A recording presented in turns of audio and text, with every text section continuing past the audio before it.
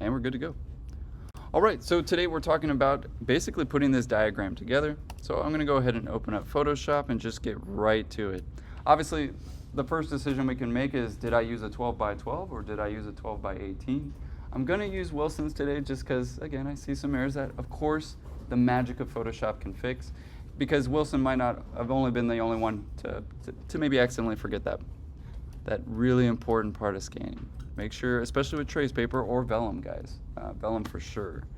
It's a little bit more dense. Anyway, let's go ahead and make a new document. And we'll do a 12 by 12 today. Honestly, if your computer can handle it, especially if you're on the school computer, go with 350. It just looks a little bit better. It's a little bit higher resolution. However, if you're on a cheap laptop and it's struggling, you might want to choose 300. I know I've probably said that comment before, but never goes without saying. But this will essentially be our base, right? Now let's start to basically add in. Now there's a couple of ways we can do that. To be honest, I could just take a screenshot today. You can also right click on these and download them. I believe still. Download. So we'll take this as our download and we'll call it Wilson Abstract Diagram. Instrument. So there's a lot of decisions being made here. Not only, don't get me wrong, I'm not selecting these based on what you should do, by the way. I just kind of pick one at random. But one of the first selections you guys need to decide is, which one am I going to go with, right? To be fair, I almost want to do this one today because it might be a little bit harder to clean that up. I kind of want to do that one. So I'll download that one as well. But yeah, make sure you download it or take a screenshot. I mean, obviously the download is much better than the screenshot resolution. So I also put it in the wrong spot, so I'll put Wilson 1. There we go. The next thing I need is, of course, the song diagram. So definitely want a copy of that as well. Download. We'll call it Wilson 2. We'll make sure it's on the desktop. And we'll start off with those for now. Right? Obviously, we'll need to get the site, but I do want to get these on the page first. At least show you how, and you probably already know. In fact, you can drag them right in sometimes. Even, actually, let's try it. I doubt it, but it's worth a shot. No, it's just going to drag it over here.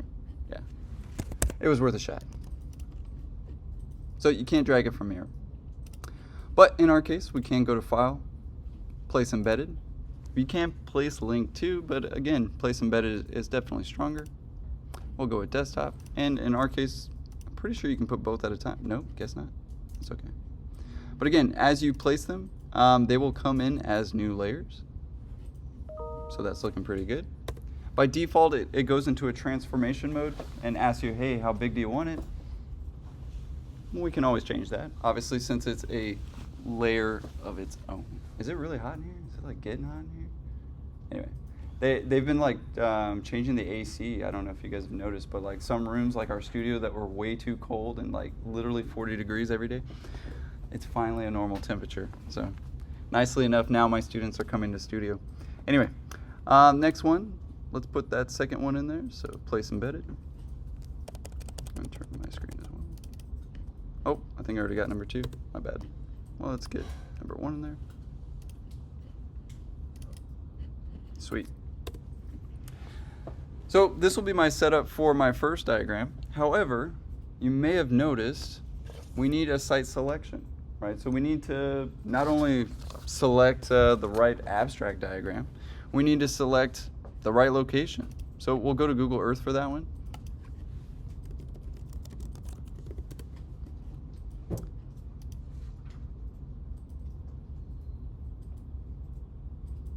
We'll let that one load. Another great site that we can go to is actually Bexar County.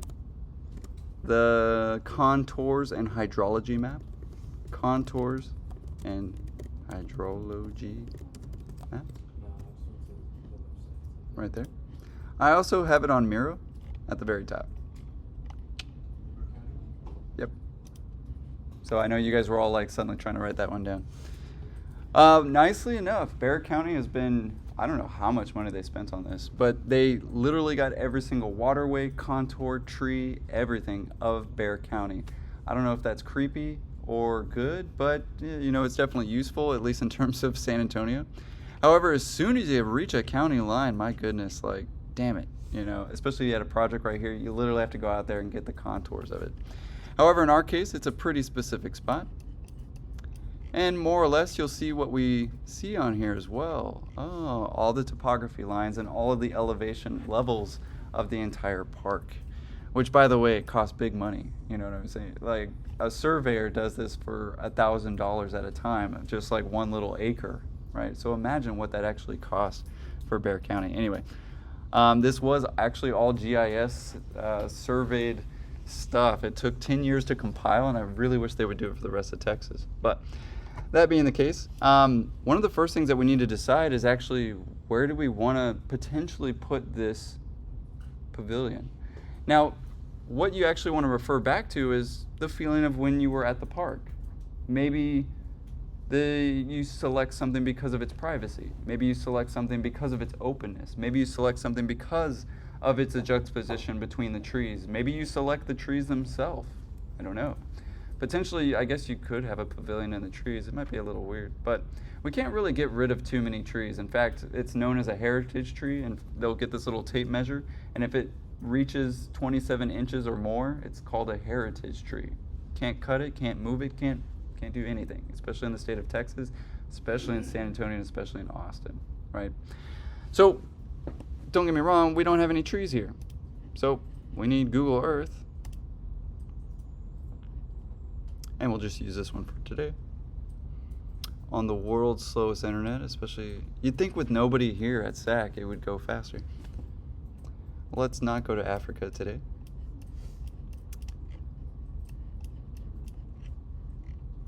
And let's, of course, go to the site.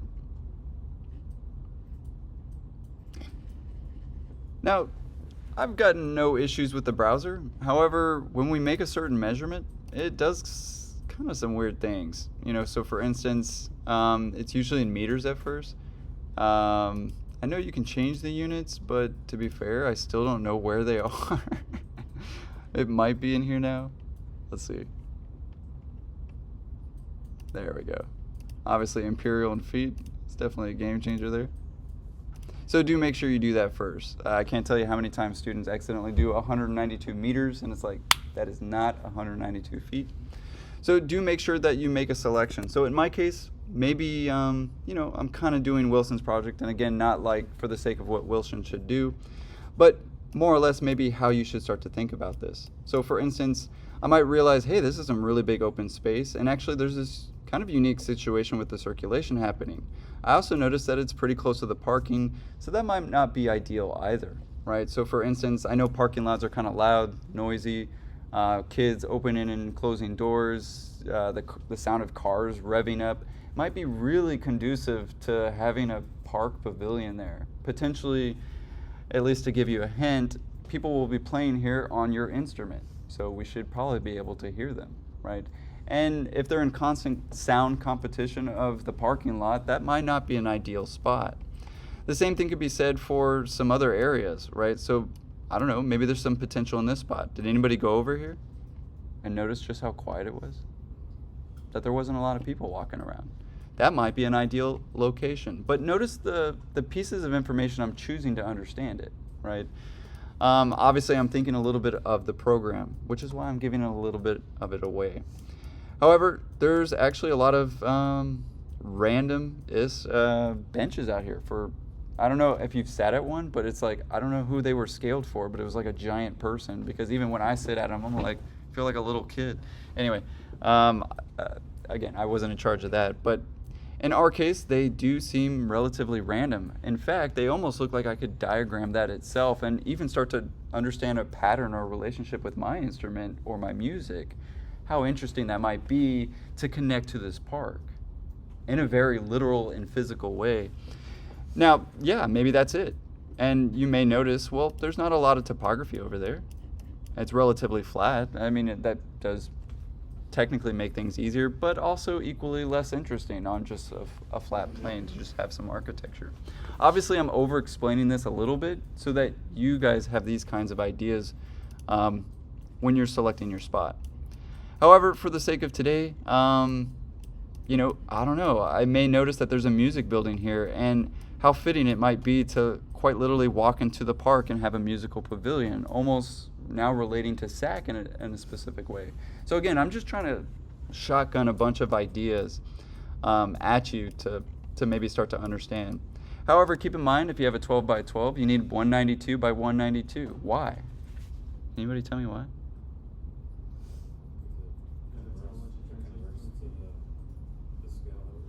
Exactly, which will eventually be 1/16 scale. And you'll notice that actually on the drawing itself. Now, the first diagram doesn't really have a scale, to be fair, but the site selection you have will definitely be to 1/16 scale. So I've actually already done the calculation for you, right? Now, if you're using the browser, we will need to take a measurement. So you can go over to your measurement tool. And you know what? I really like this idea. There's existing circulation that I could possibly be influenced by. In fact, I may even realize that one of these sidewalks even matches some of the lines that I even came up with. I mean, again, what better way to connect to this park than to quite literally use the park and maybe the existing lines or connections or history itself in order to connect to it, right? It does start to make a stronger, cohesive, and clear project, right? But that being the case, for the sake of today and tutorial, again, this tutorial isn't like you should select this spot. It means have some ideas or reasons why you should make the selection that you're selecting. However, in my case, I do also need to make sure that it's 192 by 192 at least. And yeah, it looks like it's going to be okay. However, you'll notice I can't do so much in the browser version. I can't hold shift and make it straight or anything like that. So I am going to have to kind of eyeball it and get relatively close to 192. And you'll see if I continue clicking, I can make a square, right? However, it immediately adds 2, right? So you have to do 192 plus 192, which is minus 16, 184, 284 is what I'm going for, or 384, my bad. You okay, Maya? You sure? Do you mind going back to your computer, please? I mean, Are you all right, Maya? sure.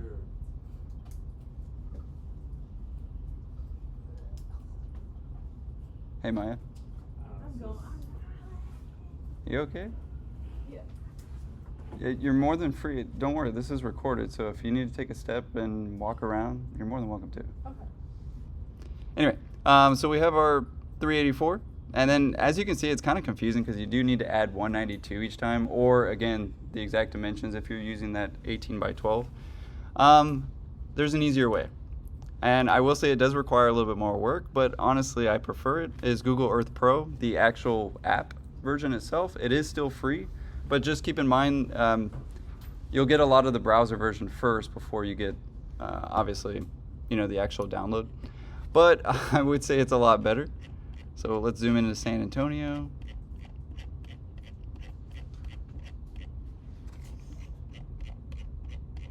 Exact same situation. Another advanced thing about Google Earth Pro is that we can actually go back in time as well. So if you click on this little meter box up there, the earliest we can go back is actually, at least in color or in black and white, is 1995. So when I was 5 years old. And look how much parking was available at SAC back then. Anyway, SAC has changed definitely over time too. Look at that. Very interesting. But again, this is why I said architects, we deal with so much information. We're often looking into the past to understand the present or where it is today. Why? Because architecture takes so long to understand why it's successful or why it's a failure, right? Sometimes it takes 30, 50, 100 years to understand, hey, this doesn't work, or this is working really well, and it has worked well for the past 70 years. And again, our minuscule timelines of, if we're lucky, 100 years, is hard to really understand that through one person's life. But again, constantly referring to, and you may have noticed that these sidewalks weren't always there either. And actually other things were there. And again, might be kind of interesting to even bring back the past. Anyway, just obviously, again, shotgunning ideas, not making it a requirement, but again, giving some idea. But in our case, I do want a clear shot. I probably don't want to go with 1996. And I'll go with, obviously, and in our case, don't get me wrong, you don't have to choose like dead grass, right?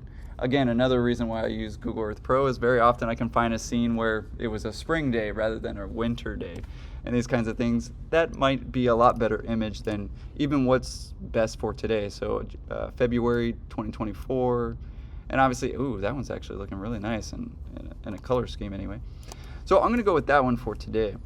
In my case, I'm gonna zoom in as much as possible so that I can get the best resolution out of it.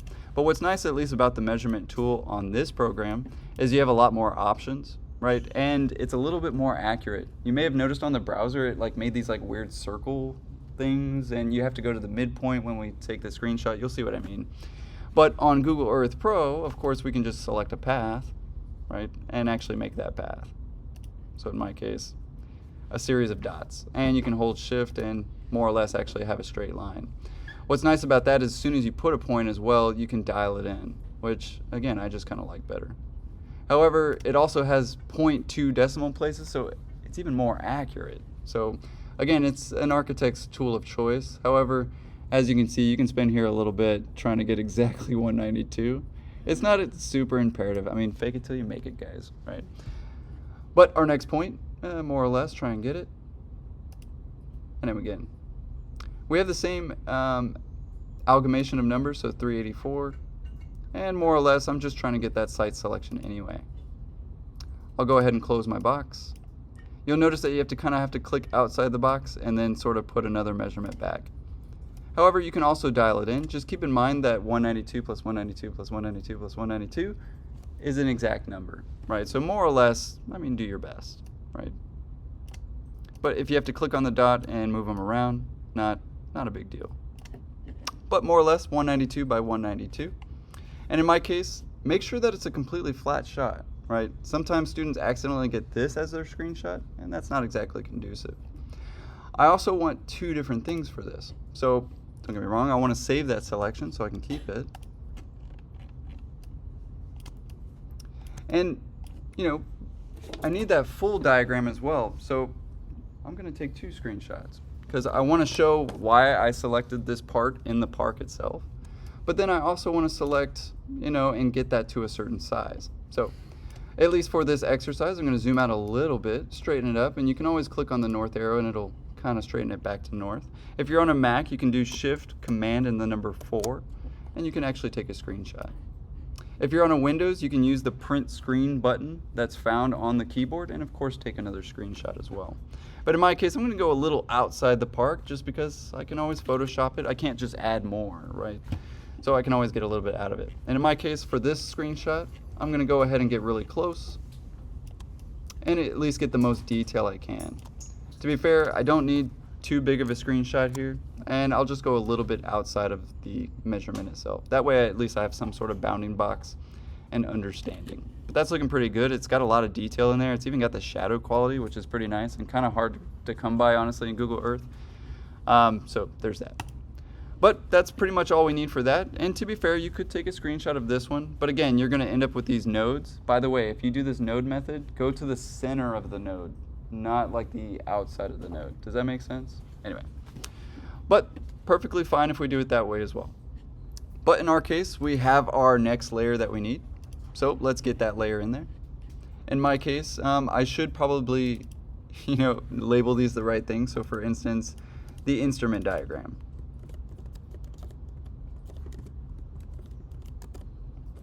The next one, the song diagram. Oh, I accidentally had two of those. My bad. Well, let's get rid of that one. Get out of here. I'll never understand why they put delete layer next to a create thing, but sweet. We'll get the, oh wait, that's the song. My bad. Song diagram. And instrument. Just so we can, be organized. Not a big deal. One of the first things I like to show is that, well, as you guys know, and I think I've done before, you can, of course, do Command M or curves, right? So M as in mom, or you can go to Image, Adjustments, and Curves, right?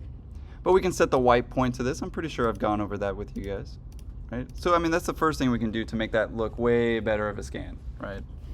So don't get me wrong, This is what you want to do before you put it on Miro, right? But that's looking pretty good, right?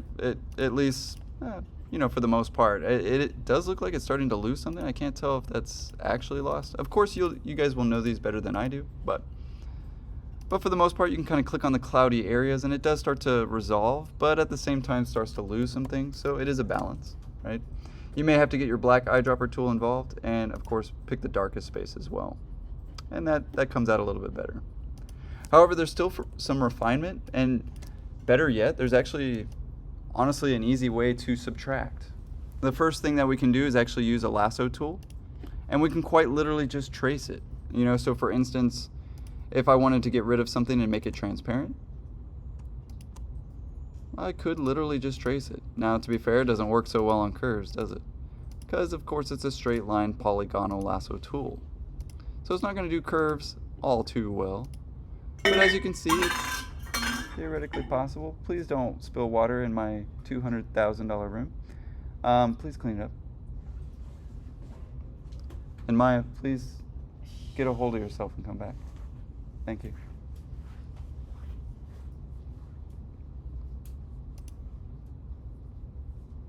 Is she okay?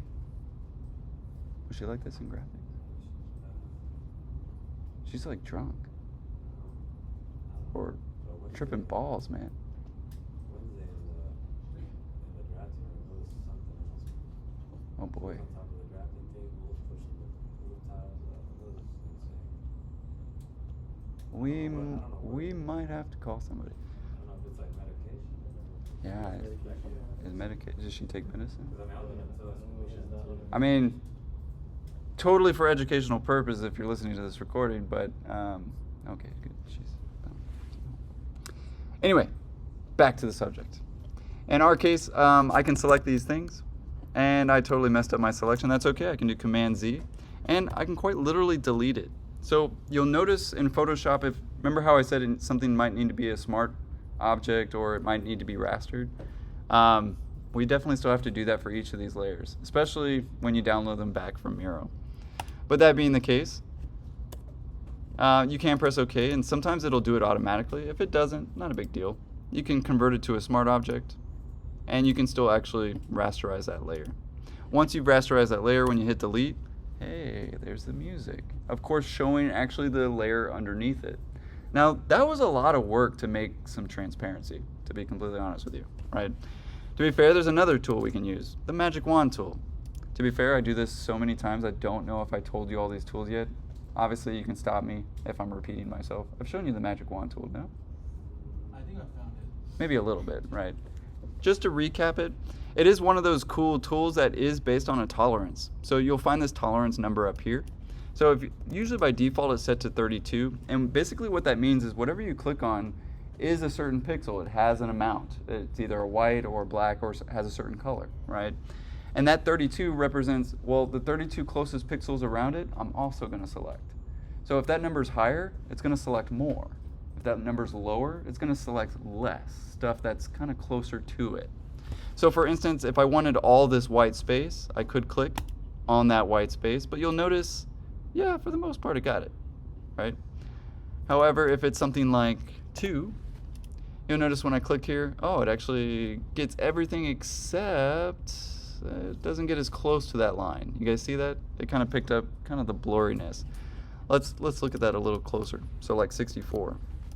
I click that again, gets right up to the line. So again, less tolerance, more tolerance. And that definitely becomes important when you start zooming into your drawings and you're like, oh, God, you know, like that's what they look like. Especially if you start scanning things at high DPI. Anyway, hope she's okay. She's like off the walls. Anyway, wouldn't be the first time, unfortunately. Not for her, but we can also delete it that way, right? Another way that we can do it. So this is all about teaching you the software, right? But immediately, I hope you're starting to see that we can really get some phenomenal transparency. We can literally make an entirely new diagram by simply just placing these two over each other as if they were trace paper. However, if you did actually just want to turn it into trace paper, you could. So you can double click on the layer itself and bring up blending options, or what is known as a layer style. By default, you'll notice that there's a crap ton of stuff per layer. And to be fair, this is what's nice. You can kind of apply a lot of something to a layer instead of doing something kind of one piece at a time. So, I mean, that's kind of what I was doing, right? Kind of subtracting one piece at a time. And to be fair, it's the most control, right? In this case, you're kind of out of control and it's going to do it and apply it all to one thing. So if I wanted to get rid of that white space or make it transparent, you know, I could essentially turn that to multiply. And you'll see by default, it completely gets rid of the white and anything close to white, you know. So if I really wanted to get rid of black, I could almost do it, right? But you'll see, if I just get a little bit of the white, and we'll turn off this layer so that it's not so confusing, you can see directly through it, right? And you didn't have to use a magic wand tool, didn't have to use a select tool. However, that's pretty messy, kind of hard to understand. And in fact, the reason I did that a little bit was to actually understand, hey, not everything has to come through. Not everything needs to be shown at once. And in fact, this is where I want you to start to reduce, right? And really start to show the information for what it is. So there's probably a killer moment, if you will, of that song diagram or crescendo moment, that andante, andante, andante that Fabian had.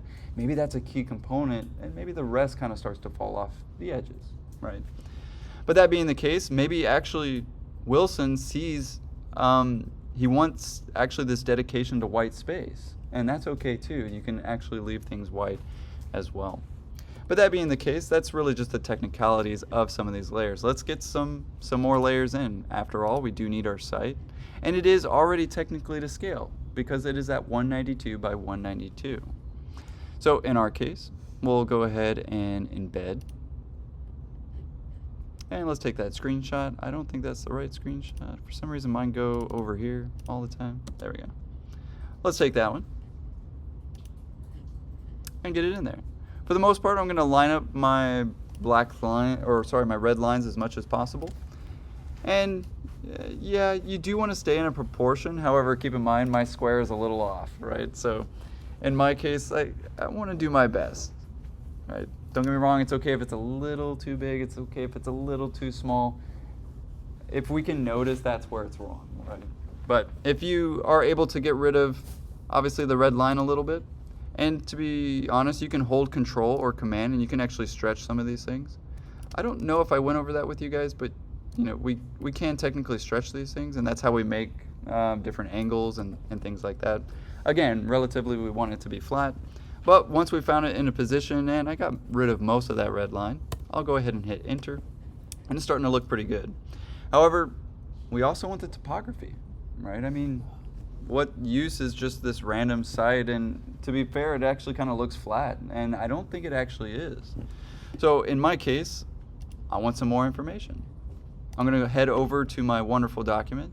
I'm going to more or less try to get there, right? Oh, and I find out there's a lot of topography, right? Now, how in the world would I know which way it's going? These are just lines. Anybody? The numbers, thank you. I know, sometimes I ask these questions, again, just to make sure you're paying attention too. But yeah, you would read the numbers and go, hey, those are increasing, that must mean it's going up. Or they're decreasing, that must mean it's going down. The reason I say that is because a lot of students, they get really confused when they kind of see the same number twice on a circle. What does that mean? Well, that means there might be either a hole or a stack up, right? So again, we measure the earth in levels. Nice, beautiful, flat elevation levels. And of course, that's what these topography lines represent, is a elevation of height from sea level, right? Anyway, which is 0, or more or less. It's kind of the average between tides, but that's just getting super technical. In our case, I want to more or less try to line this up. Again, it's kind of hard, I'm not gonna lie. There's no sidewalks here. There's really the only thing that I have here is maybe the line, right? So fake it till you make it. However, for ours today, we're just gonna take a screenshot, but you'll notice my screenshot it doesn't get all the numbers. So again, it's fruitful to have this open, is what I'm saying. But in my case, oh man, now I have this green background. That's not white, I can't just use my blending options. I might have to come up with some things. But I do want to overlay those orange lines essentially onto this image, right? So in my case, again, we'll go to Photoshop, place embedded, and let's get that in there. Obviously, let's get that one. And more or less, fake it till you make it, right? Like I said, there's not a lot to go off of, but more or less, we can kind of get it. And to be honest, this is one of those images that starts to get really pixelated. And, well, I know for some of us it's our first time in Photoshop. You don't necessarily need to redraw it or anything like that. However, if you're a perfectionist like I am, you might as well just get a brush, right? Get an extra layer, call it topography or topo. Get a brush layer involved, maybe not that big of a brush. And just trace it, right? Something like that. To be fair, I think looks a little bit better, even with my ball mouse. However, this is exactly what we do with these guys, right? When we need to trace something, we literally trace it. There's no longer, honestly, I don't even use trace paper at home. It's the weirdest thing. I've saved so much in my budget. Anyway, but you can technically redraw them, and what's nice is if we draw them on that layer, we can always get rid of them or even make them more transparent, which is kind of nice too, right? So again, kind of open to some things on there. I'll take that off for today. Another thing that we can do is just replace the color, right? So I can take this layer itself, I can go to Image, Adjustments, and replace color, but it's grayed out. Why? Because I don't have anything selected in this layer. So in my case, I'm just going to take it all, right? I can either change the color or see if I can get the blend-in options working. So in my case, I'm just going to select it all, get everything, and now we see the running ants all over. However, I want to affect this layer, and if I wanted to affect two layers, I would select both, but in my case, I just want this one. Oh God.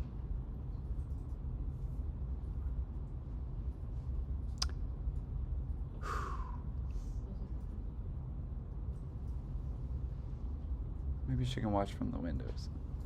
Anyway, that sounds mean. Anyway, in our case, let's go hit Image and go back to what we were saying. And it says it again. Hey, we can't replace the color. That might tell you it needs to be a smart object and it needs to be rasterized. Okay. Hey, Maya? Are you all right? Do you want to step out? No. Are you sure? Yes. David. Okay. Anyway, let's go ahead and go over it, right? Obviously the same thing, guys. Right click, convert to smart image, and of course rasterize layer. Then you should have no problem when you go to Image, Adjustments, and that replace color. So in my case, I can replace this color completely, and as you can see, it's going to really catch the fuzziness, so I don't really need that much, and I don't want to accidentally get rid of my lines, so I do want to see kind of this black and white relationship. That way I only change green. I don't want to change the orange too. But if there's too much fuzziness, as you can see, it's going to change it just white. Anyway, so I do want to see a little bit of the lines in there. But relatively speaking, I can change that green to a white, right? And as you can see, it more or less kind of gets it. And if I add some more fuzziness, a little bit more fuzziness, it might get closer. I could also add more to this green or just add lightness, and that'll do it too. But once it's white, now I can do my double click. Blending options, I'll set it to multiply, right? And I can get those lines. As you can see, I just want to remove the white.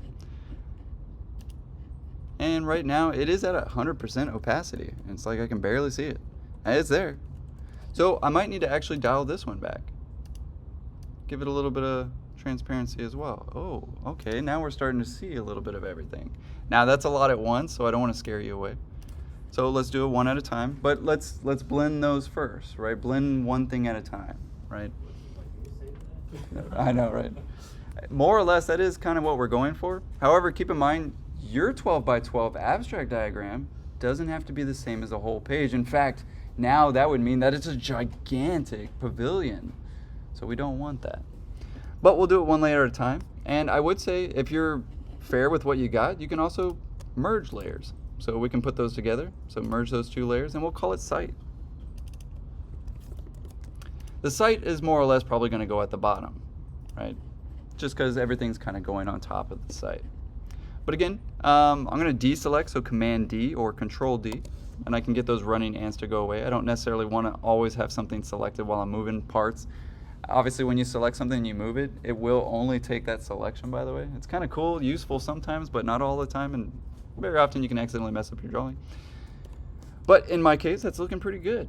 right? And maybe I want to add these, of course, one at a time. Maybe the last thing I need to add, and I know it's optional, but is actually our sun chart. Does anybody know how to read a sun chart? Ever seen a sun chart? In my case, we'll go to Sun Calc. I don't know if I have that one on Miro, but if you go to Sun Calculator, we can show this exact sun chart at an exact time of day over our drawings. Now, on the world's worst internet, maybe not. There we go. Question? Yes, please.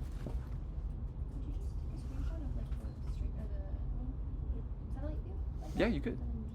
Yeah, more or less. Like I'm saying, that kind of, it's only that option in terms of, what Google shot it got. But yeah, absolutely. You could just nail it all in one spot. Absolutely. But like, for instance, if I wanted different shadows or maybe less grass or greener grass or, you know what I'm saying? Don't get me wrong, it's a lot of preferences. And I know I'm throwing a lot at you guys, which is, of course, why I do record these. But let's zoom into San Antonio. And one thing I love about the sun chart is it's so misunderstood. But let's go over to the park because it is stringent upon the earth. But I can really get down to, pretty close. But relatively speaking, just to explain this chart, you'll see it again in your architectural career. But these stand for something. And in fact, it's a diagram that shows literally every position of the sun every single day of the year.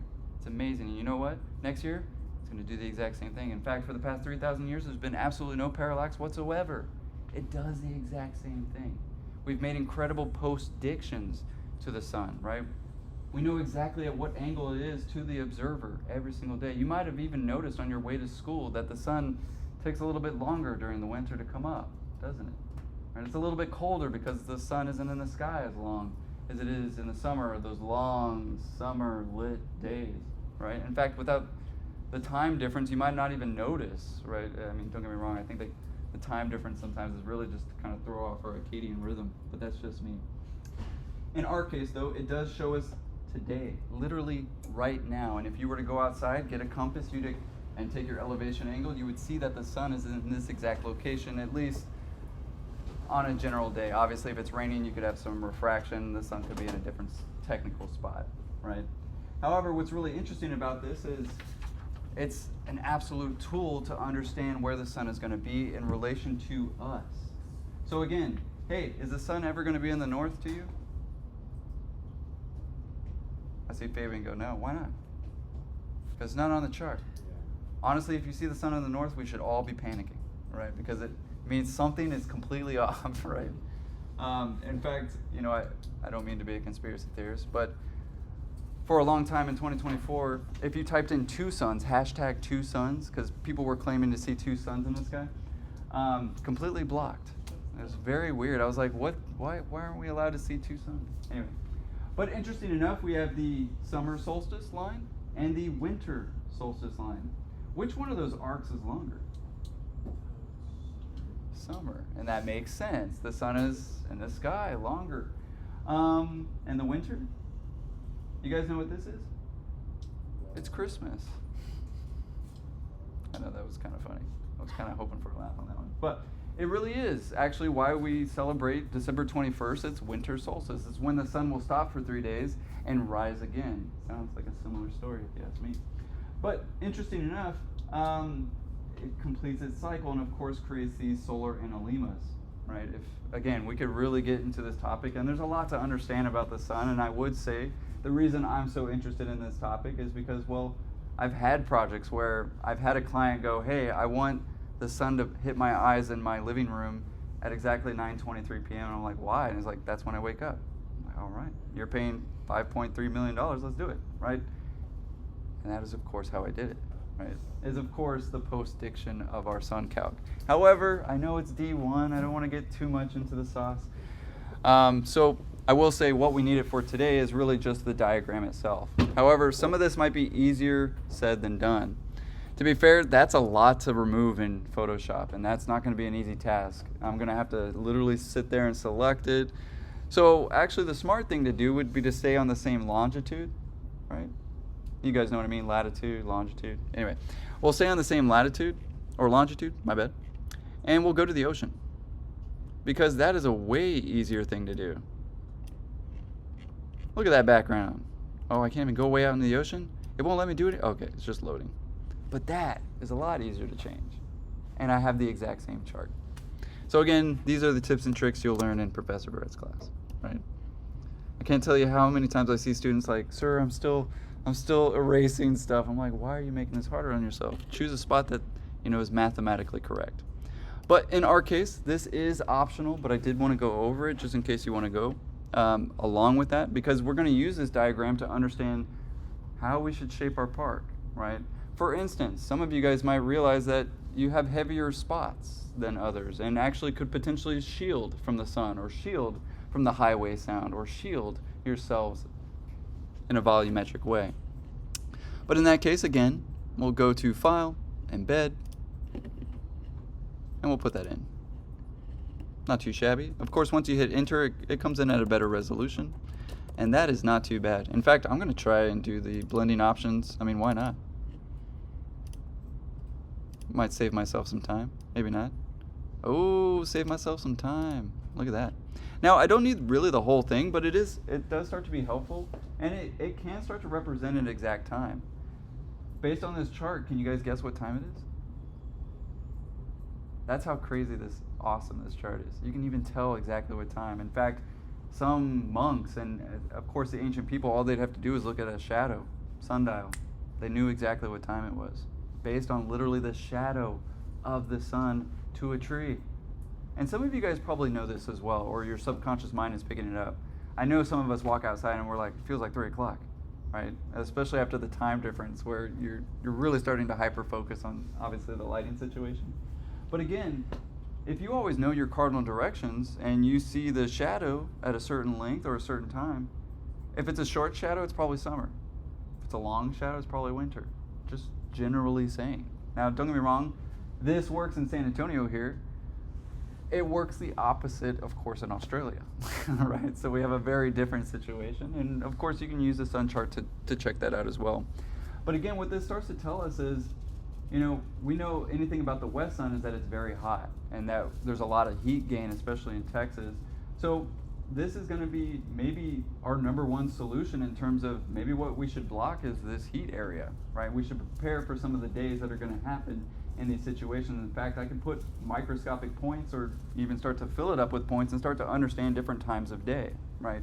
Again, not trying to get too much in the sauce, but I get excited over this diagram. Anyway, however, what this area ends up showing is actually every location of where the sun will be throughout an entire year. So again, that would be the main point. Again, I'm not going to quiz you or test you like Escamilla, but you will see it again in D2. You will see it again in D3. You will see it again in D4.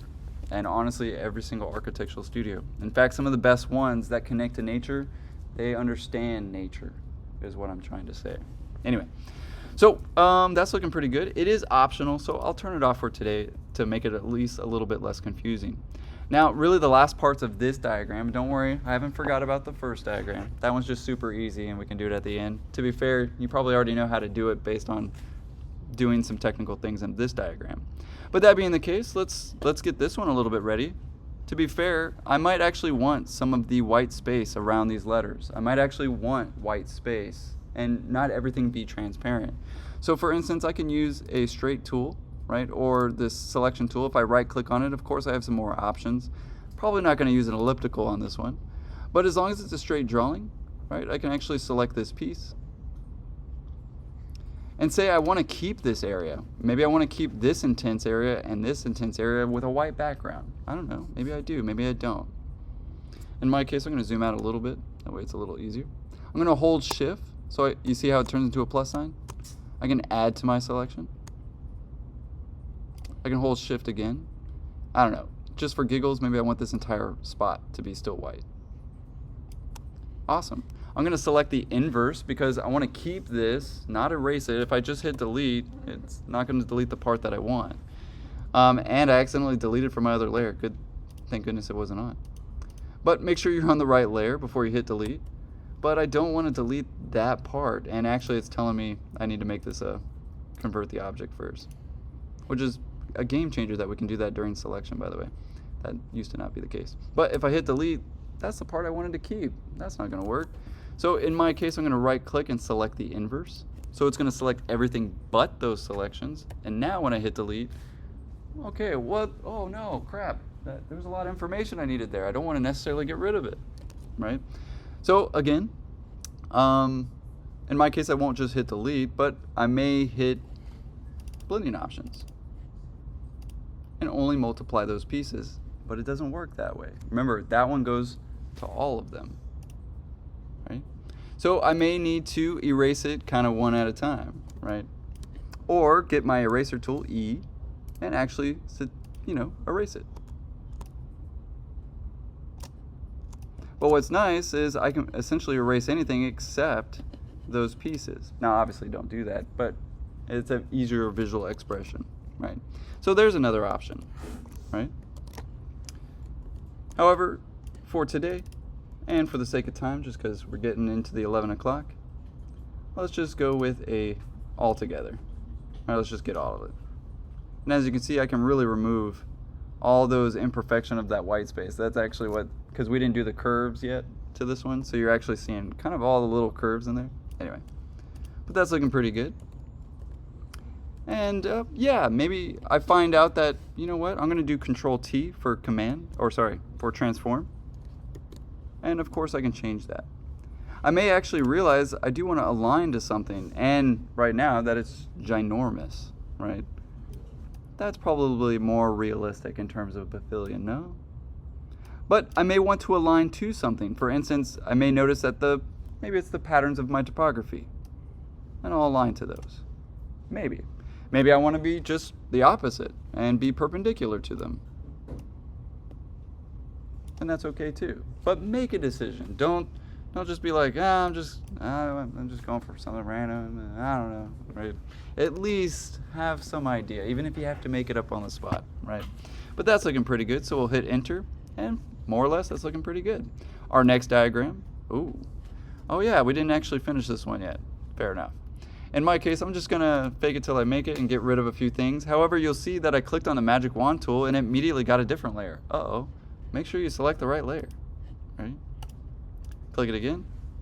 I'm gonna go ahead and delete. Don't get me wrong, this is not what I want you to do, but that actually looks kind of interesting. Now using the white space as an object, right? Letting some of the layer space kind of fall off the page and letting some of the important pieces stick around, right? Don't get me wrong, they're extremely overbearing. It's almost too white, right? So in my case, I'm gonna deselect. I'm gonna Control T, and move it. And again, maybe I change things up. I mean, that's still a very large pavilion going on, right? So maybe it's actually something more or less like this. Ooh, right? And maybe it's out in the middle of the park. Maybe it's by these trees. After all, I have this wonderful sun diagram that's telling me this part is going to be really hot, and we just know that because we're in San Antonio, right? So maybe I potentially have a wall that blocks that. So again, don't get me wrong, I know that this is just a vertical plane, at least in 3D, right? More or less, right? I know you haven't designed in 3D yet, but I want you to start to imagine in this project that it can become something, right? Is this something too big? Is this something too small? Or is there a Goldilocks position for it, right? To say the very least.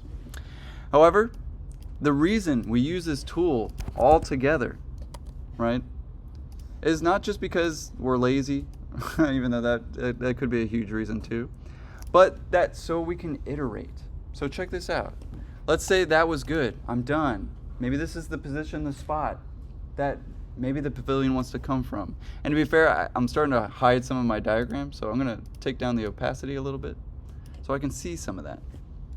Ooh, right, really starting to be something, right? Don't get me wrong, I know it's not a building yet. It's really just sculpture at the moment. A sculpture based on your instrument and song, right? But in our case, let's say, I don't know, I'm going to line up some of these lines because I'm just feeling it, right? Look at that. There's kind of an alignment there. I like some of the words that are happening in now the spaces of the instrument itself. So again, allow for some of these connections to happen, whether it be the site, the music, or the instrument, right? Or the sun. Again, a little bit optional there. But could definitely start to relate. Now what's nice about this is, for the most part, I'm actually kind of done. right? Those are really all the layers that I needed. Topography, site, song diagram, instrument diagram. Not too shabby, right? And of course, the fifth being optional. But what's nice is now I can go File, Save As, or Export, right? In my case, I'll go with Export today.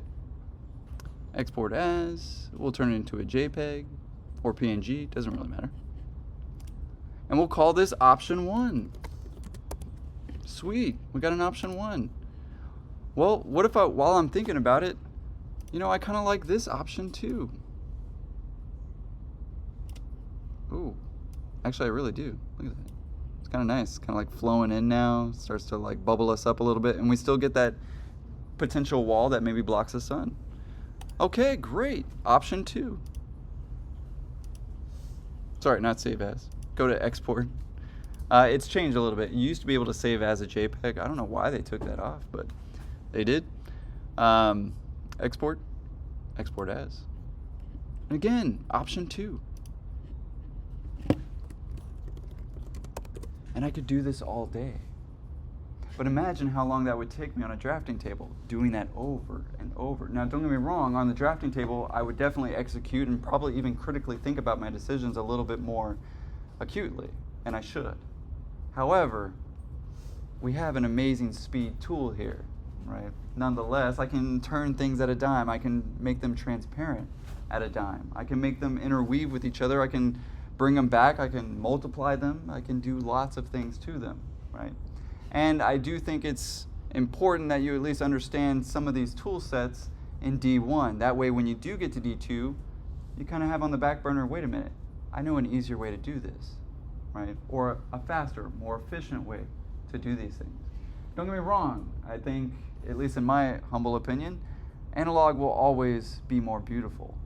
However, the computer is getting there, right? It's starting to be a little bit more technical. It's starting to be able to get the richness and the weathering and honestly the human imperfections that we do with our hand when we shake a little bit. It's starting to get there. So, and I would imagine in our lifetimes that it probably will be. We'll go from drawing, we'll go back to digital and architecture, and it'll go back to this drawing hybrid thing. At least I'm making a 50-year prediction there.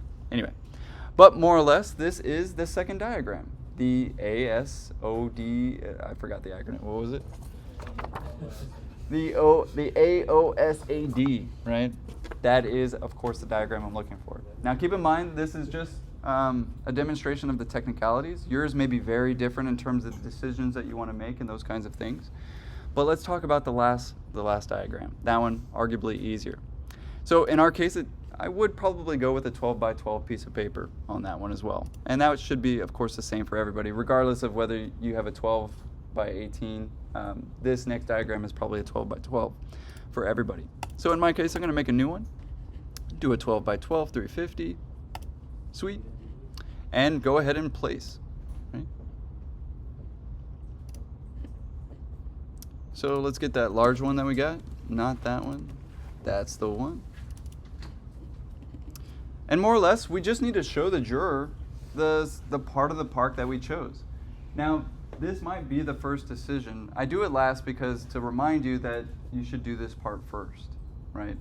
And what I mean by that is obviously we have a lot of decisions in this exercise.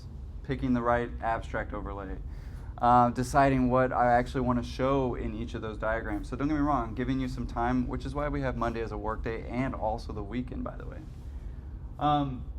But you may need to go back to the park. Now knowing what you know today about why it should be selected, maybe it's the adjacency to a music building, maybe it's the adjacency to the tennis park, maybe it's an adjacency to the playhouse and this idea of play. Maybe you didn't realize this is actually a very loud area. It's not, but, and again, maybe those skateboarders is actually the amount of movement that you do want. Keep in mind, eventually we're going to create a public pavilion that is, yes, walked around by the homeless as equally as, of course, the tenants and people that we want to build for. Could it go right over some water? We've had students do that before, I'm not going to lie. I would persuade you against it because it was extremely hard for him. But again, if you want to incorporate the water or, again, other items in the park, by all means, absolutely. In fact, you may realize hey, this circle kind of reminds me of what I'm doing with my project. Keep in mind that's a little bit bigger than 192 by 192, but for instance, maybe that curvilinear piece lines up with some curvilinear piece with my project, or my abstract diagram, or my instrument diagram, right? To be fair, a huge reason I choose this park is, you may notice, it is quite colorful, at least in the terms of the movements and the random items of stuff. I mean, look at the benches no further, right? I still to this day wonder who the hell just randomly put these out here. In fact, you can look on Google Earth Pro, right, exactly when they got there, right? And you're like, seriously, who did the planning in 2015? Because they came in 2015. Anyway. However, things change over time, right? This place used to have a park as well. Anyway, it's asking me to basically transform this and put it in the right spot. So don't get me wrong, this one's not technically to a scale, which is why I say let's keep it at 12 by 12. However, once that's set and we hit enter, it does get a little bit better in terms of resolution. And really the only thing here is actually something you probably, and that I've already shown. So in my case, I'm going to take a selection tool. I'm going to take this spot. And I basically just want to turn it red. Could you sit down, Maya? Like, I mean, I don't want to be rude, but I may have to ask you to leave. You're starting to kind of be a distraction. Not only for the class, but for me too. Do you mind watching through the windows? If you can sit down.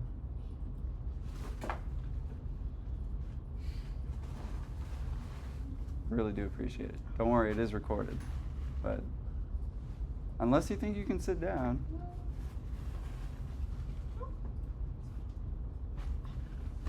Thank you. In my case, same as before, I'll make that selection and I want to take the opposite, right? I mean, don't get me wrong, I need to make this a red square, but in order to actually make people notice this square easier, I could actually change the rest. Maybe a little bit slightly more black and white or desaturated in order to enhance actually what I want to show the jury, right? Again, heightening the communication, very often called an accent, right? So in my case, I could just color this red. I can take a brush tool, get the color red, get a nice color red, maybe Matador red, Recom Tech, right? And we could draw on it. Now without rastering it first, right? Of course, when you take things from the internet, often screenshots do need to be rastered, especially as PNGs. It is annoying, and I do think there actually is settings to automatically rasterize, but anyway, got to turn it into a smart object. That way, of course, you can paint on it. Now, that's going to take a little while, so let's not do that. Let's choose a paintbrush that's not so heavy on my GPU, and just paint it all in. So that definitely highlights the spot, but you guys may notice it's like, uh-oh, it like got rid of the spot too, right? So another thing that we can do is paint in opacity. So if you turn down the opacity, and to be fair, I don't want to do this all day, so I can use a really big swatch and just and maybe a couple layers. What is that? Yeah, absolutely, absolutely. But that might be a little bit better of an accent, right? I can still see some of the park, right? And well, it is highlighted, it is accented, right? And it does start to show where I selected in the park. However, the next thing I could do is go back to my selection tool, right click, select the inverse, and apply a layer to this. So in my case, I'm going to go to adjustments. And actually, these are probably arguably the most used tools that I do. So to be fair, you can test out a couple of things. So for instance, you might feel like, man, this image is way too green, right? And it really is, right? Color balance, take out the green, right? So I mean, don't get me wrong, we can really get exactly what we want to say, and that is the power of Photoshop. However, it's also the crux. Sometimes you have so many things that you can do that you almost don't know where to start, right? So again, this video at least starts to let you get started. How are you more a distraction on the outside, Maya? Oh my God. Anyway, image, adjustments. And in my case, I actually want to desaturate this, so I'm going to use vibrance. And I'm going to increase the vibrance so that there's actually a really rich color to it. It's more contrast. I think the shadows pop out a little bit more. But if you know anything about saturation, of course, when you desaturate something, it turns black and white. I don't like to suddenly turn it into 1995 or anything. But you know, sometimes desaturating that color can often make this one more apparent, right? And in fact, I don't know about you, but it makes it even look kind of old, like, oh yeah, he totally, or she totally selected that one because it's definitely the greenest part, right? So often you can even play with the interpretation of how somebody feels about a drawing. How many of you guys have ever seen an infomercial where it shows like a white person like, you know, dumping stuff all over the place, and they're like, oh my gosh, if only there was a product to help me. You know, they usually show those mess up videos in what? Black and white or in color? Black and white, often making it look old, decrepit, and, you know, not the answer, right? So again, using this desaturation method in basic psychology to basically, again, highlight a specific area. The reason I break that down is because, yes, in architecture, we're often marketeers. We have to market ourselves. We have to sell our ideas. To be fair, if they don't buy them, you don't eat tonight, right? And there's 12 other architects bidding on this job too. So who's going to stand out? Well, the one who's using basic psychology, the one who understands their client very well, the one who understands their attention span is only good for 30 seconds, and maybe they have a TikTok brain. No, I'm just kidding, right? But, you know, maybe they're just not so attentive. Don't get me wrong. Sometimes you find a client, you're like, holy crap, this guy knows way more than I do. I got to get on his level. Suddenly you're like looking at the dictionary. Anyway, however, sometimes I have clients where they know everything about like being a doctor or a nurse or taking care of somebody, and I'll often give a much more nurturing approach. So again, knowing your clientele can be very huge. Now, I know you're not going to know your jury members, but you do know that there are other architects and that they will be looking for these kinds of context clues and how you're using them as early as D1. That's right. We throw you right into the pool at SAC, right? You honestly probably wouldn't even get to this in like till year 3 at Texas Tech, right? However, I do feel it's important to explain why we do some of these things, truly. And because I don't just say it for my health, I really say it because I've had a lot of success, guys, in being able to communicate to people that I thought I couldn't communicate to.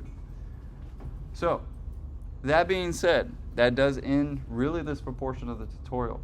Just to recap, obviously we went over the multiple layers and of course the second diagram. This one actually having just about everything there is, and I would definitely refer to it for the technicalities.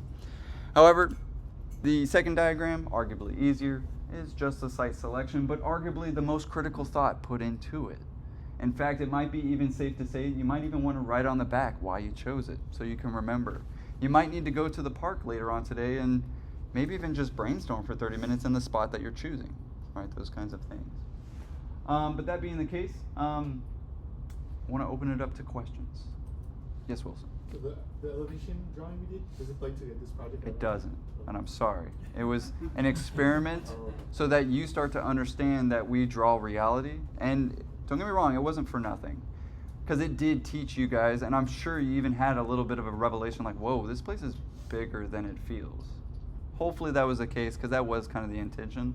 I feel that when I don't do that with students, this next part, they have gigantic, super small pavilion. They have no idea what space is or how big something is.